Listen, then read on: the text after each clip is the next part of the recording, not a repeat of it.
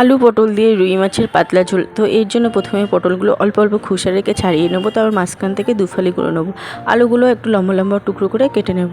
এরপর ভালোভাবে জল দিয়ে ধুয়ে নিয়েছি। এরপর একটা কড়াইতে সর্ষের তেল গরম করে দিয়ে দিলাম কেটে রাখা আলুগুলো, আর তেলের মধ্যে দিয়ে দিলাম অল্প একটু লবণ ও হলুদ গুঁড়ো।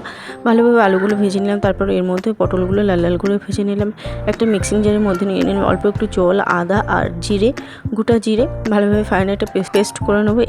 এদিকে আলু ও পটলটা লাল লাল করে ভাজা হয়ে গেছে, নামিয়ে নিয়ে একই তেলের মধ্যে দিয়ে দিলাম জিরে ফোড়ন, আদা বাটা আর জিরে বাটা দিয়ে দিলাম রঙের জন্য কাশ্মীরি রেড চিলি পাউডার ও হলুদ গুঁড়ো। ভালোভাবে মশলাটা কষিয়ে নিলাম। দিয়ে দিলাম ভেজে আলু ও পটল, ভালোভাবে মশলার সাথে কষা কষা করে নিলাম। তারপরে এর মধ্যে দিয়ে দিলাম পরিমাণ মতন গরম জল আর দিয়ে দিলাম 4টে কাঁচা লঙ্কা। ঢাকা দিয়ে 10 মিনিট মতো রান্না করে নিলাম।